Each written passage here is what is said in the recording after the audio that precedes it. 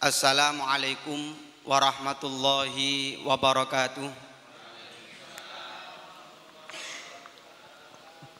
Bismillah walhamdulillah wassalatu wassalamu ala rasulillah Sayyidina Muhammad ibn Abdullah wa ala alihi wa sahbihi wa man walah. Wala hawla wala quwata illa billah. Subhanallah walhamdulillah wa la ilaha illallah wallahu akbar. Wala hawla wala quwata illa billahil aliyil azim. Adada kulli harfin kutiba yuktabu abadal abidin wa dahrat dahirin. Subhanaka la ilma lana illa ma 'allamtana innaka antal alimul hakim. Nawaitu ta'alluma wa ta'lim wa naf'a wal intifa' wal mudzakarata wat tadhkir wal ifadata wal istifadah wal hatha ala tamassuki bi kitabillahi wa sunnati rasulih wad du'a ilal huda wad dilala alal khair ibtigha'a wajillah wa mardatihi wa qurbihi wa thawabihi subhanahu wa ta'ala. Qala al-musannif rahimahullah wa nafa'ana bihi wa bi ulumihi fid dharain amin. Aqallul kafani al-wajib fihi thawbun ya ummul mayyit sawaun akana rajulan amim ra'atan. Akmalul kafani lirrajuli salasul lafa'ifa bidin walil mar'ati lifafatani wa izarun wa qamisun wa khimar kama qala sahibu sofati zubat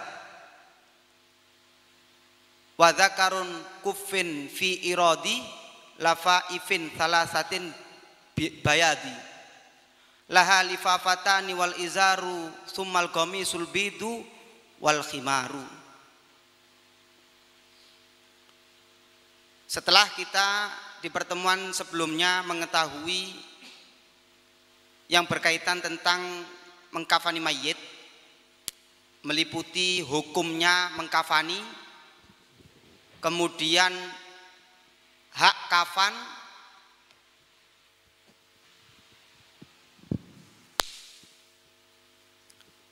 kemudian diambilkan biaya kafan ini dari mana? Ini di pertemuan sebelumnya kita pelajari. Kali ini aqallul kafanil wajib fihi, paling minim kafan yang wajib. Tadi ketika kita menjalankan apa yang akan disebutkan ini sudah cukup, sudah dianggap mencukupi dalam mengkafani mayit. Bagaimana itu paling minimnya? Saubun ya umul mayit, baju yang merata ke seluruh mayit, badan si mayit maksudnya. Sawaun akana rajulan am imro'atan, baik mayit tadi itu laki atau perempuan.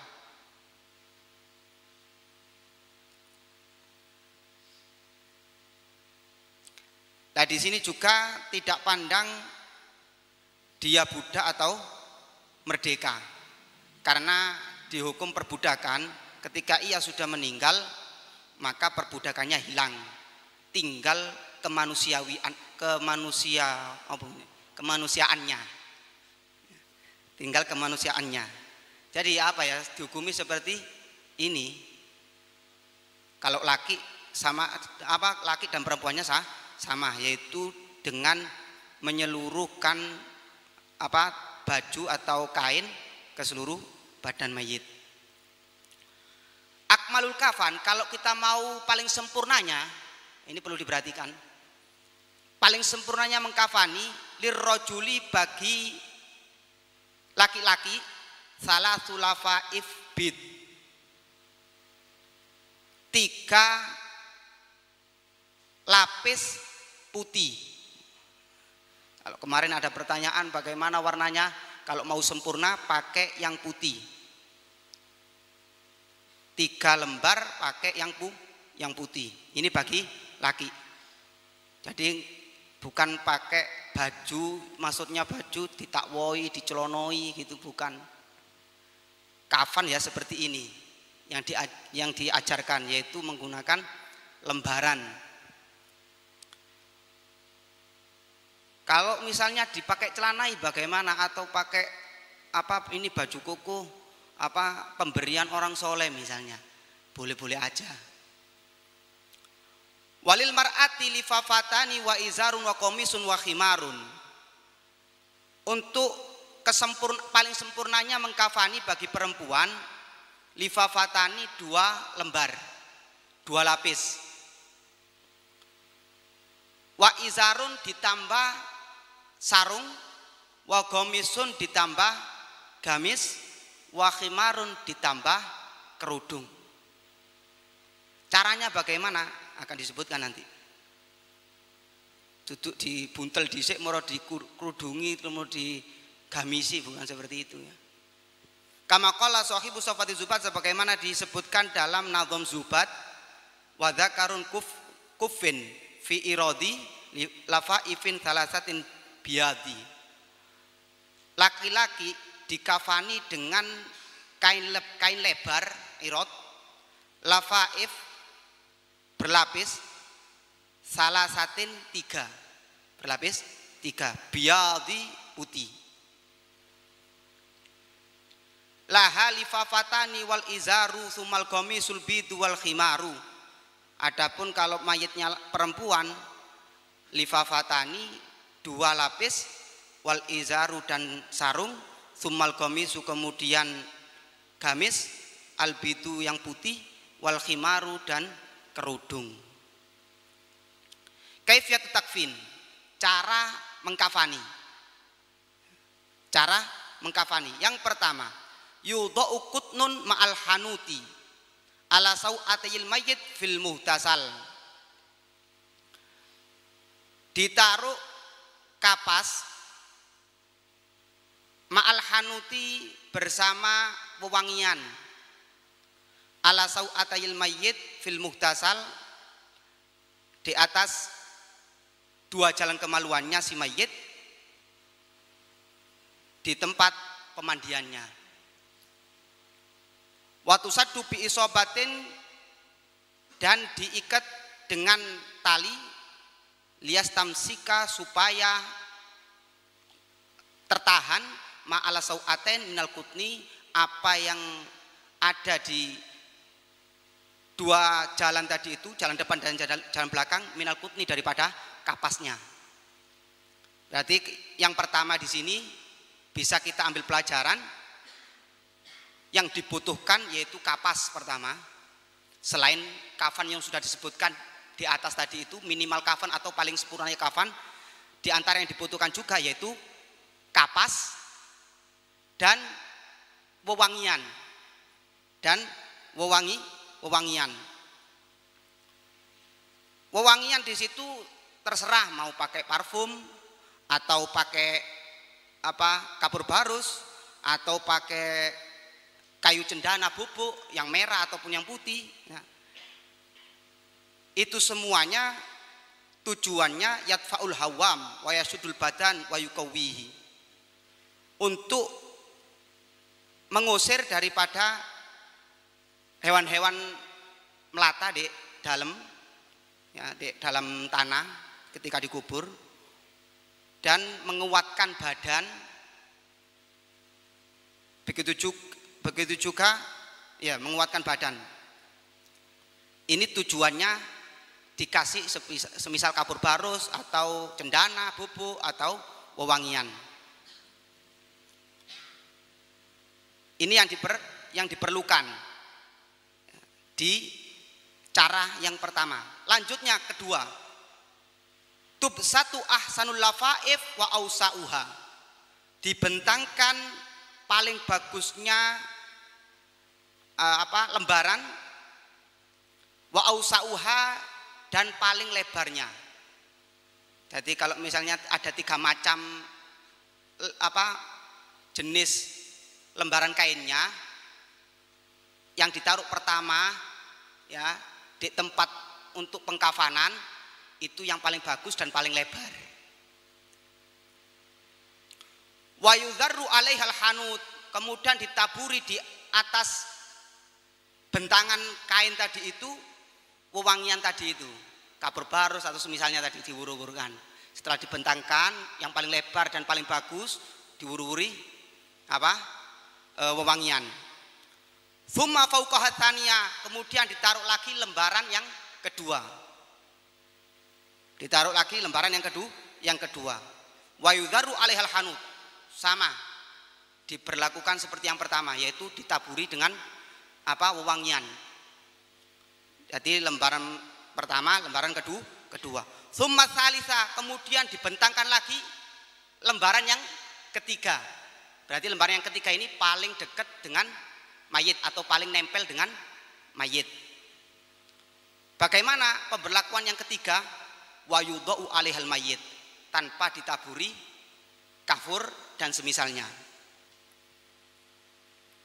Tapi bagaimana? Yudha'u 'alaihal mayit, langsung ditaruh di atasnya situ mayitnya. Wa yakunu 'ala hayatil wad'i fil husli. Ada apa? Keadaan seperti ini peletakannya sama seperti di waktu memandikan. Dulu kesunahan waktu memandikan bagaimana? Mujur ngetan sambil meluma. Ya. Bi antakuna qadamahu ala qiblah. Dengan menjadikan kedua telapak kakinya mengarah ke kiblat. Ini jarang ya. Biasanya pokoknya dikafani mbok mujur nang diae wis. Nah, ini yang diajarkan di sini, tetap mujurnya seperti mujurnya ketika memandikan, yaitu mujur ngulon ngetan, kepalanya di timur, apa kakinya di sebelah barat. Yang kedua yang ketiga selanjutnya caranya bagaimana setelah disiapkan kapasnya, kemudian wewangiannya, lembaran-lembaran yang sudah dibentangkan, dikasih kapur dan seterusnya. Yudha'u 'ala anfihi wa kharqai udhunaihi wa famihi qatnun. Ditaruh di atas di atas hidungnya dan kedua lubang telinganya, dan di mulutnya kutnun, kapas. Wa yudha'u 'ala wajihi qit'atu kutnin ma'al hanut. Dan juga diletakkan di atas wajahnya sepotong kapas ma'al hanut disertai dengan semisal wewangian tadi itu. Untuk di hidung jangan, ya, gak usah dikai wangi-wangian wis. Kapasnya diuntel-untel, diplentir, dimasukkan. Ya, bukan hanya template noto, dimasukkan biar benar-benar tertutup lubangnya. Telinga juga seperti itu ya, diplunter-plunter dibuat seperti kayak jajan bolot ngono ya, dimasukkan. Seperti itu. Untuk di mulut diusahakan tertutupi gigi-giginya. Walaupun nanti kelihatan rodok gini mulutnya, bibirnya karena tersumpal dengan kapas, enggak masalah. Kalau untuk wajah baru penutup wajah, karena nanti dibuatkan di situ seukuran wajah. Dan ada caranya, peletakannya pun tidak sampai menutupi kuape. Karena nanti ketika peletakan di makam itu pipi yang sebelah kanan ini disunahkan nempel ke tanah, sehingga nutupnya pun agak dimiringkan. Pokoknya ada sekiranya pipi ini terbuka.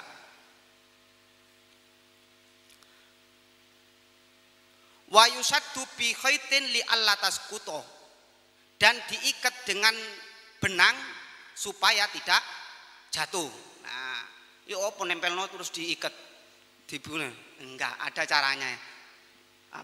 Itu benangnya itu dilingkarkan di belakangnya telinga gini, kemudian masuk di atas telinga sebelah kiri, kemudian ke bawah telinga kiri, naik lagi seperti angka 8 sampai sekiranya enggak jatuh. Nah, ini biasanya ada kapasnya sendiri ya, jangan kapas-kapas yang kayak nutul-nutul nanai, jangan, ada sendiri. Ya boleh sponsor sedikit ya, pakai kapas one mat namanya. One mat itu kapasnya bagus, lebar dan tebal juga.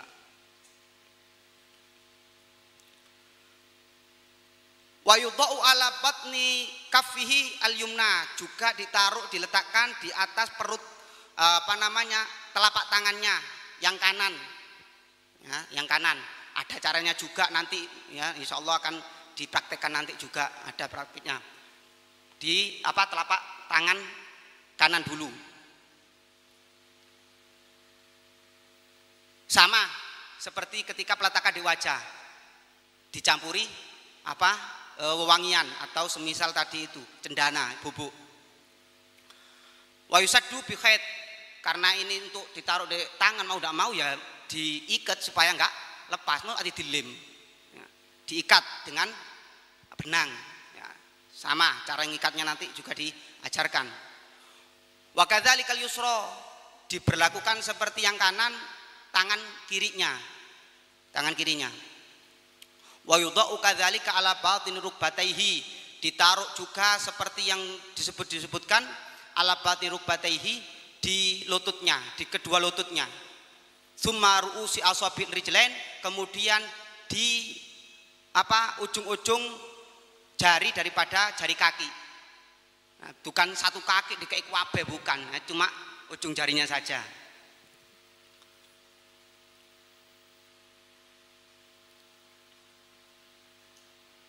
Berarti kalau kita simpulkan di sini yang dikasih semisal wewangian, yaitu kita perlu motong kapasnya tadi itu sebanyak 7 ya. 2 lutut kaki ya, kemudian 2 telapak tangan, kemudian 2 ujung jari kaki, berapa sudah? 6. Yang satu untuk wajah, 7 ya, butuh 7 lembaran daripada kapas yang lebar untuk mengikat itu semuanya tadi. Yang terakhir, yang keempat, tunsobu qadamahu wa tudau yaduhul yumna alal yusra. Kakinya jangan dirobono gini ya, gini. Kakinya dirapatkan. Nanti ada caranya, karena nanti dalam pemopoan ya, kan tadi itu setelah di jalan depan dan jalan belakang dikasih kapas, kemudian kan ditutup dengan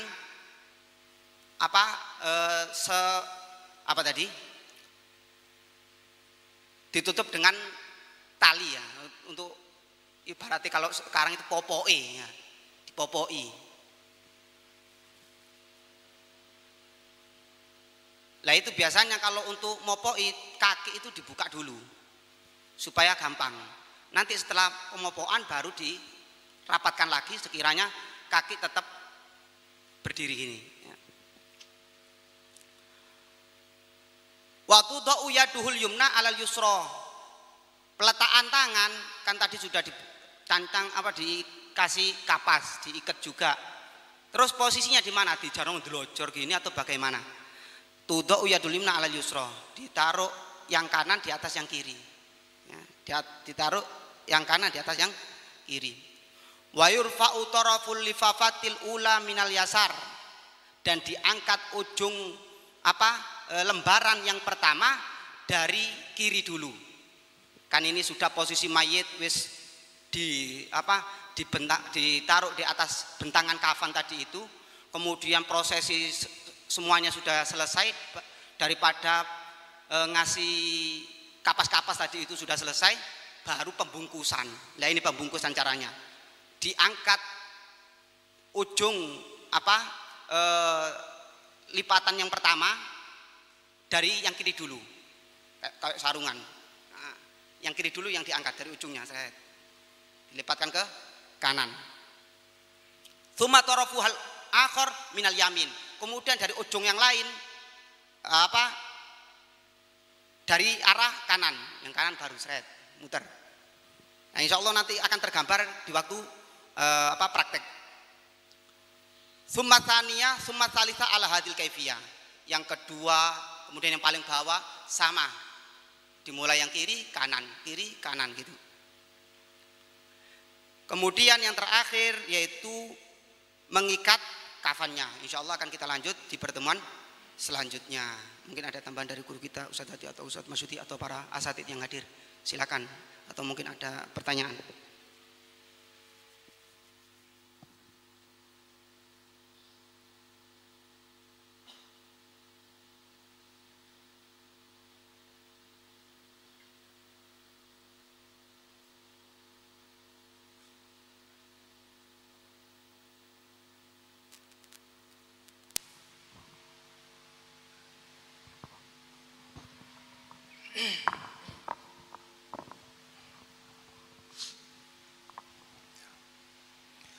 Assalamualaikum warahmatullahi wabarakatuh.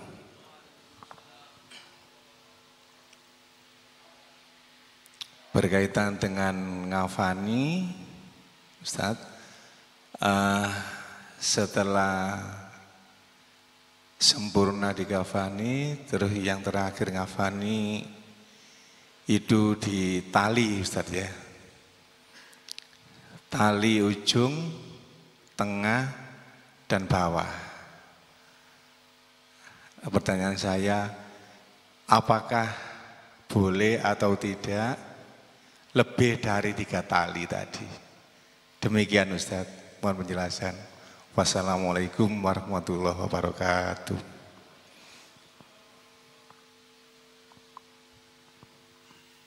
Yang akhir tadi apa? 3 itu maksudnya apa? Talinya cuma 3. Untuk pembahasan tali barusan di akhir pembahasan. Untuk tali insya Allah di pertemuan selanjutnya.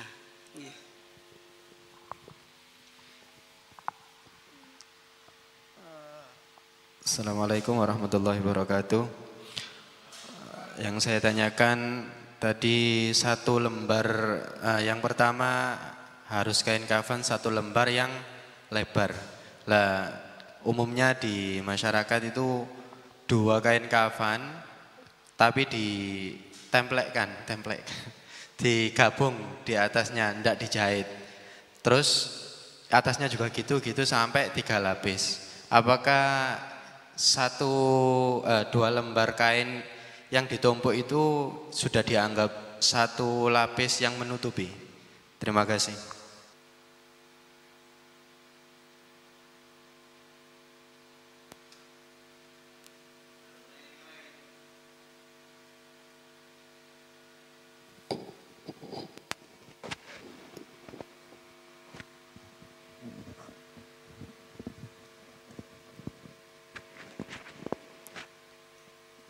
Tiga lapis itu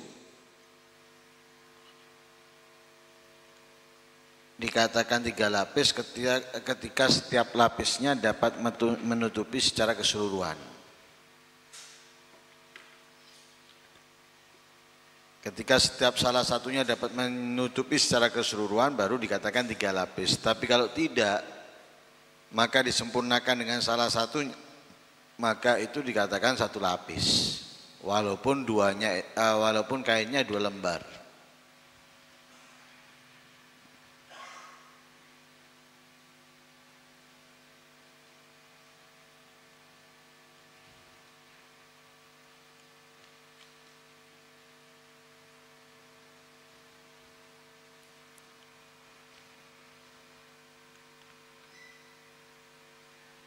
Bismillah, alhamdulillah. Wassalatu wassalamu ala rasulillah Sayyidina wa maulana Muhammad ibn Abdullah wa ala alihi wa sahbihi wa man walah wa la hawla wa la quwata illa billah.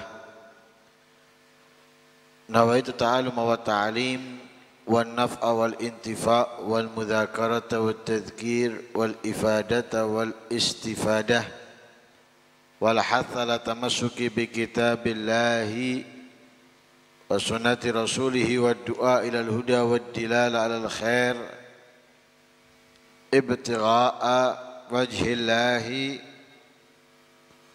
ومرضاته وقربه وثوابه من الله تعالى. أعوذ بالله من الشيطان الرجيم. ولا تقولوا لمن يقتل في سبيل الله أموات بل أحياء ولكن لا تشعرون. ولا تقولوا, dan janganlah kalian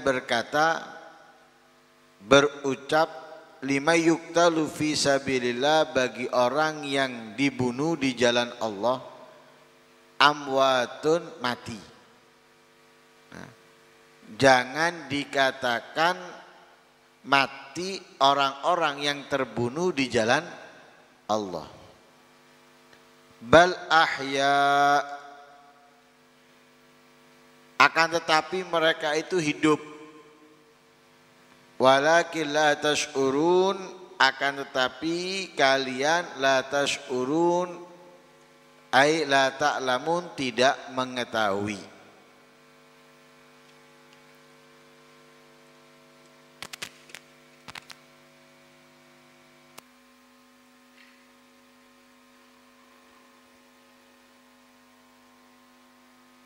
Fi sabilillah, terbunuh di jalan Allah.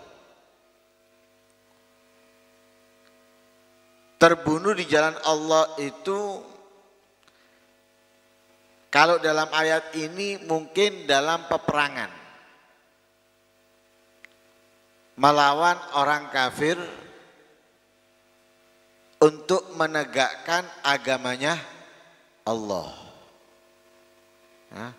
Melawan orang kafir untuk menegakkan agama Allah, bukan melawan sesama muslim.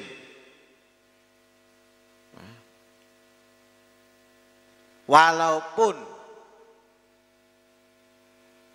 orang muslim tadi itu zalim, walaupun orang muslim itu zalim,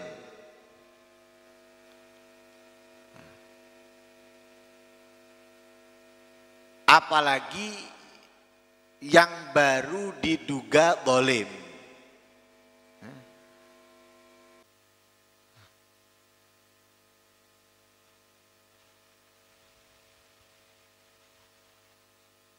Jadi terbunuh di jalan Allah.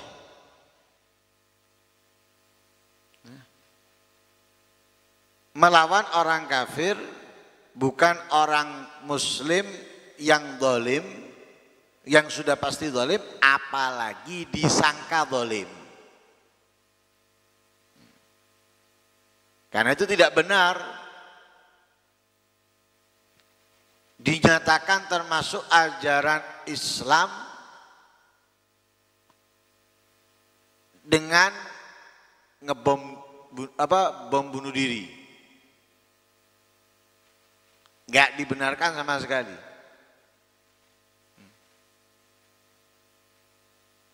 Bawa bom dalam tas atau badannya kemudian diledakkan walaupun di dalam gereja. Enggak benar. Bukan dari ajaran Islam sama sekali. Kalau itu dari ajaran Islam, sudah sejak dulu para sahabat akan melakukannya. Karena apa? Para sahabat enggak nunggu didoktrin oleh orang-orang yang punya pemikiran sesat, tapi mereka menjalankan sesuai apa yang diperintahkan Nabi, dan itu dari Allah. Tapi enggak ada hal seperti itu. Baru ada di zaman-zaman kita ini. Dianggap itu adalah hebat, dianggap itu adalah mati syahid. Enggak sama sekali. Tidak termasuk orang yang mati syahid walaupun anggota tubuhnya tidak ditemukan sedikit pun. Hancur lebur habis. Bukan termasuk daripada ajaran Islam. Jadi sabilillah di situ itu berperang dengan orang-orang kafir untuk menegakkan agamanya Allah, bukan untuk mendapatkan hartanya mereka. Tidak juga untuk mendapatkan kekuasaannya mereka, tapi untuk menegakkan agama Allah. Perang dengan orang kafir, tapi untuk mengambil hartanya. Perang dengan orang kafir untuk menguasai segala sesuatu yang dikuasainya. Itu berarti bukan di jalan Allah. Nah, yang di jalan Allah itu adalah yang meninggal untuk menegakkan agamanya Allah, bukan untuk mengambil hartanya ataupun kekuasaannya. Lah mereka itu mati dari kehidupannya karena hilang nyawanya. Iya. Tapi hakikatnya mereka nggak mati, tetap hidup. Ada orang itu yang dinyatakan mati. Bahkan sebelum nyawanya dicabut. Sebelum nyawanya dicabut dikatakan dia mati. Siapa? Orang-orang bodoh. Orang-orang bodoh itu dianggap mati oleh para ulama walaupun masih bernyawa. Bahkan dikatakan jasadnya mereka itu sudah dikubur sebelum kuburan. Jadi sebelum dimasukkan di liang lahat, jasadnya mereka itu seperti sudah dikubur.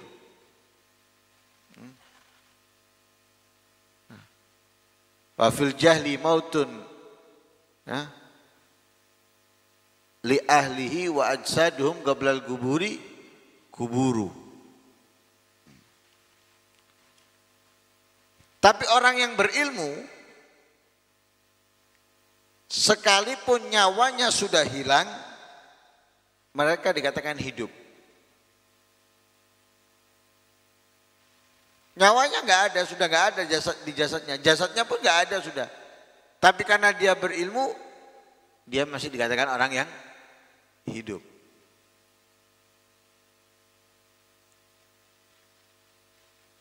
Imamul Ghazali, Syekh Abdul Qadir Al-Jailani, para pemimpin madhab diantaranya Imam Syafi'i. Mana mereka? Sudah mati. Tapi mereka masih hidup. Ilmunya, karyanya masih terus dibaca. Namanya masih terus disebut, diingat. Enggak hanya di Indonesia. Di sana buat khalnya Syekh Abdul Qadir Jailani, di sini membuat khalnya Syekh Abdul Qadir Jailani. Di sana mempelajari ilmunya Imam Syafi'i dari kitabnya yang ini, kitabnya yang itu. Mereka seperti masih hidup. Karena apa? Namanya sering disebut, masih sering diingat. Orang kalau sudah mati itu jarang diingat. Nah, seperti orang bodoh belum mati, jarang disebut jenenge. Tapi kalau orang yang alim, walaupun sudah mati, namanya terus disebut seperti orangnya masih hidup. Ngobrol yang disebut fulan itu. Dikatakan oleh Imam fulan, mana orangnya? Mati sudah di kuburan. Nah, karena itu mereka ini yang meninggal di jalan Allah karena berperang untuk menegakkan agamanya Allah, jangan dikatakan mereka mati. Mereka masih hidup. Karena itu di akhir daripada ayat tersebut dikatakan apa? Bal ahyaun walakin la tash'urun. Mereka itu hidup tapi kalian nggak ngerti. Kalian nggak tahu. Lah ayat ini diturunkan tentang orang-orang muslim, orang-orang mukmin yang terbunuh di dalam peperangan Badar. Kita tahu perang Badar itu terjadi pada bulan Ramadan. Jumlah yang tidak sebanding, tidak seimbang antara orang muslim dan orang kafir. Orang muslim jumlahnya hanya 313, sedangkan orang kafirnya 1000 dengan peralatan yang lengkap. Akan tetapi sekalipun jumlahnya itu 313, yang meninggal dari orang Islam hanya 14.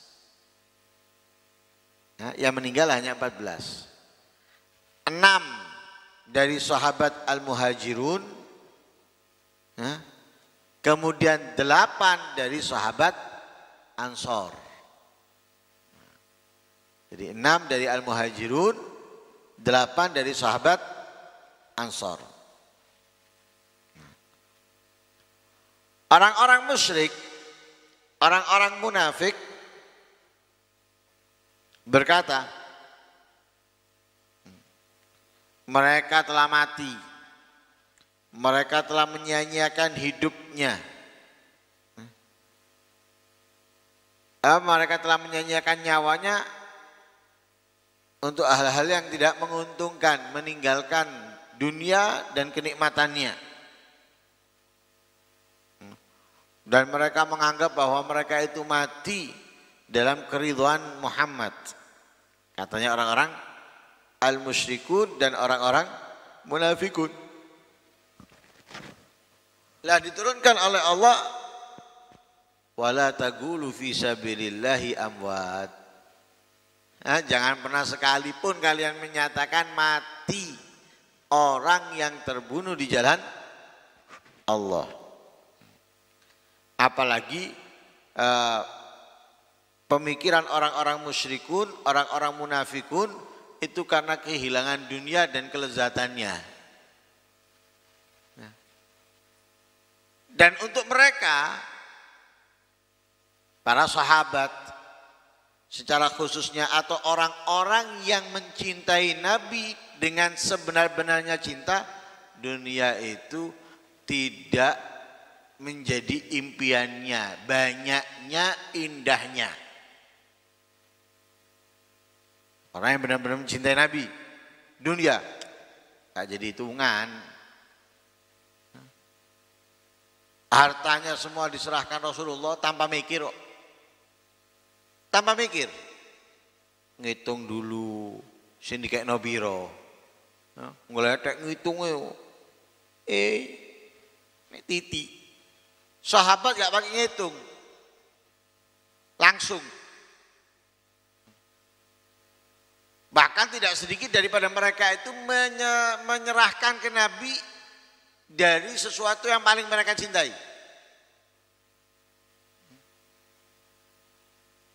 Seperti kebun Beruha. Langsung diserahkan ke Nabi. Padahal dicintai oleh sahabat. Sahabat yang memberikan kepada Nabi dicintai tempat itu. Kebun itu dicintai.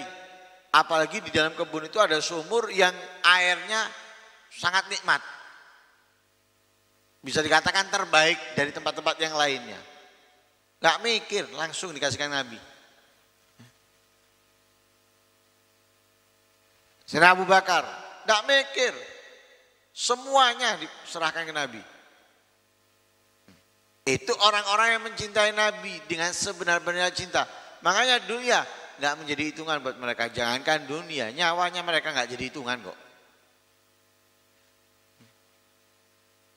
Nyawanya mereka gak menjadi pertimbangan untuk mundur, ya, atret atau ya, keluar dari perang, berdakwah dengan Nabi, nggak ada. Sahabat Bilal tertidur di padang pasir yang panas, batu di atas perutnya, nggak membuat kemudian ia kembali kafir, kembali menyembah berhala atau api, enggak, tetap Allah, tidak ada yang lain. Kita insya Allah kalau seperti itu ya usake metune, ya. Banyak keluarnya insya Allah. Kalau kita ada orang datang nih bawa satu mobil isinya duit dolar lagi, selalu keluar metu. Enggak, aku enggak. Iya enggak ada ketok saiki. Kalau kelihatan beda, otaknya langsung terbalik.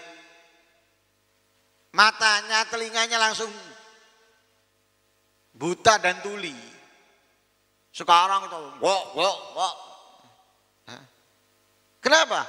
Ya sudah kelihatan. Kita mengorbankan ibadah kita untuk dunia. Kita memilih kesenangan dunia daripada akhirat. Lebih mengutamakan dunia daripada akhirat. Kemudian kita ngomong sekarang enggak, iya durung ketok. Kalau sudah kelihatan, beda. Wong kita belum kelasnya ulama, yang kelasnya ulama aja kalau kelihatan duit itu masih bisa berubah. Apalagi yang bukan ulama seperti kita. Nah, sahabat enggak tertarik sama sekali. Orang munafik, orang musyrik mengatakan kayak mereka ini menyia-nyiakan hidupnya sehingga meninggalkan dunia dan kenikmatannya. Katanya mereka, la tagulu fi sabilillahi amwat. Jangan pernah kalian anggap bahwa mereka itu mati. Bal ahya'un inda rabbihim. Bal ahya'un walakin la tash'urun. Akan tetapi mereka itu hidup, tapi kalian nggak ngerti. Sebetulnya sama dengan yang difirmankan oleh Allah tentang syuhada Uhud. Para sahabat yang terbunuh di dalam peperangan Uhud. Para sahabat yang terbunuh di dalam peperangan Uhud sama. Allah mengatakan apa? Wala tahsabanna alladzina qutilu fi sabilillahi amwatan bal ahya'un inda rabbihim yurzakun. Jangan pernah kalian mengira bahwa mereka yang terbunuh di jalan Allah itu amwatan, mati. Bal ahya'un inda rabbihim yurzakun. Akan tetapi mereka itu hidup dan selalu mendapatkan pemberian dari Allah Subhanahu wa ta'ala. Jadi bukan kosong dari pemberian, mendapatkan pemberian dari Allah Subhanahu wa ta'ala.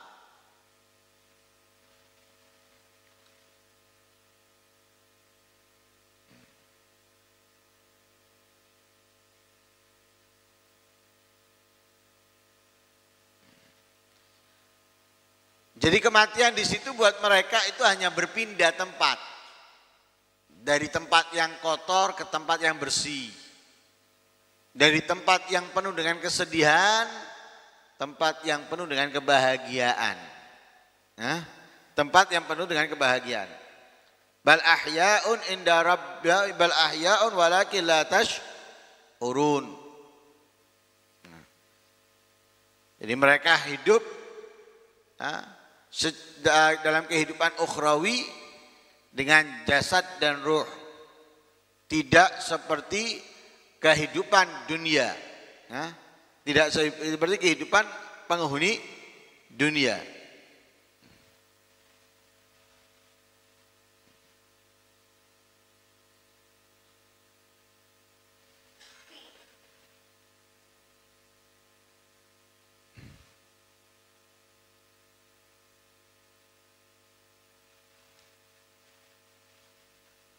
Sehingga dikatakan bahwa arwahnya mereka, orang-orang yang terbunuh di jalan Allah itu fi hawasil tuyur khudrin tasrah fil jannah haitsu sya'at.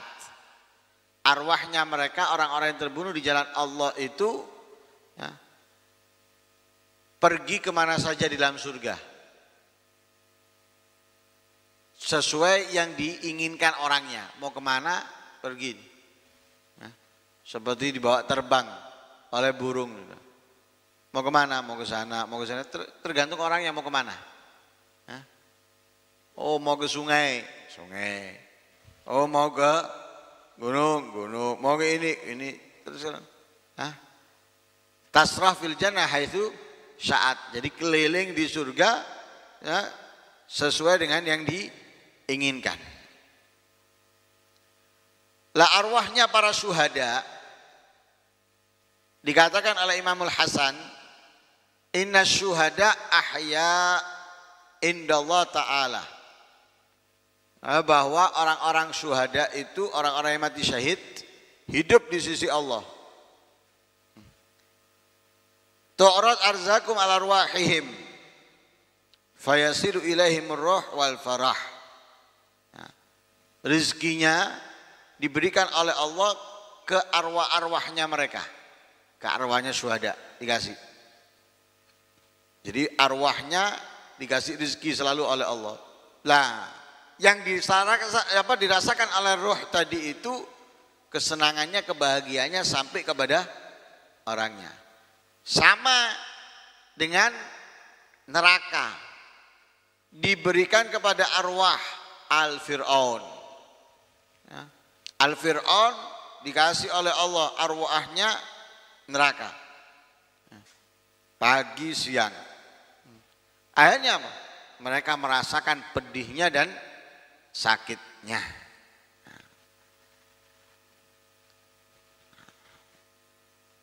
Nah, karena itu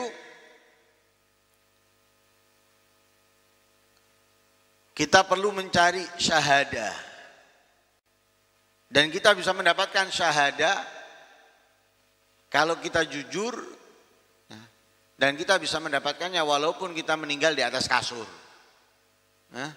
Jadi kita bisa mendapatkan syahadah dengan kejujuran niat dalam diri kita.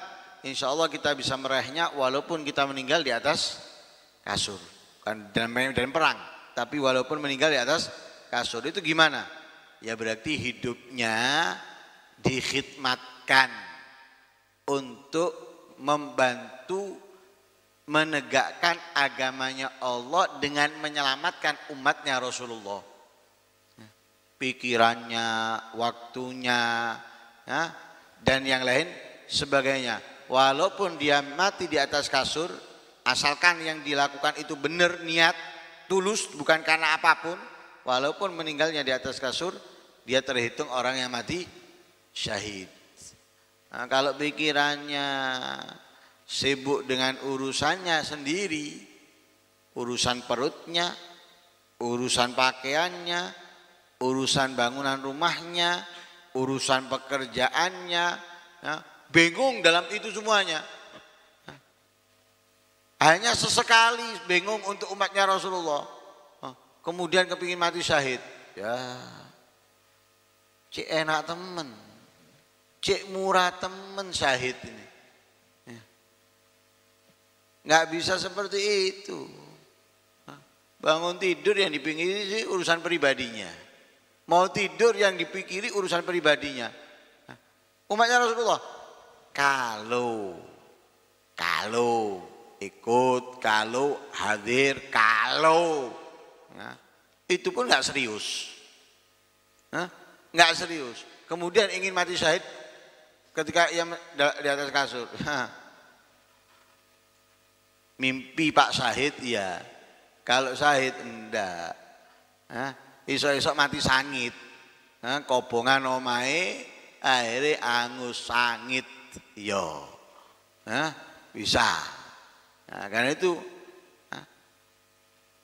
wujudkan keinginan yang setinggi-tingginya tapi dengan usaha yang kuat untuk benar-benar meraihnya. Mudah-mudahan Allah Subhanahu wa taala menyelamatkan kita dari kesusahan, memberikan kepada kita kebahagiaan di akhirat khususnya. Amin Allahumma amin. Wassallallahu alaihi wasallam Muhammadin nabiyil ummi wasallam. Alhamdulillahirabbil alamin.